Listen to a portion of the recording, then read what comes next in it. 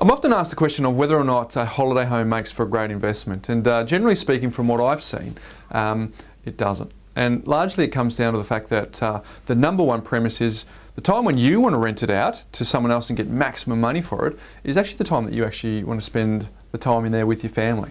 So that actually is a bit counterproductive. And if you think about the cost of the property over the 52 weeks of the year, you may actually find that it's cheaper for you to rent someone else's holiday home in the 2 weeks that you want to use it and save all the other money that you would have spent on the property and put that into another investment, maybe closer to the CBD. So that's something to keep in mind. Now, I get that it has a lot of emotional value in having your own holiday home, being able to drive down on a Friday night after work with the family, maybe invite some friends over and really enjoy the weekend. And I do get that. And that's a decision that you need to make in terms of your lifestyle. But whether it stacks up as an investment, generally speaking, 9 times out of 10, I see that it doesn't. Now, if you are going to buy something that is for holiday letting and you have decided that it's what you want to do, it's important to think about what style of property that you're going to buy, because quite often you can get in these serviced apartments and things that I guess lack a little bit of owner-occupier appeal.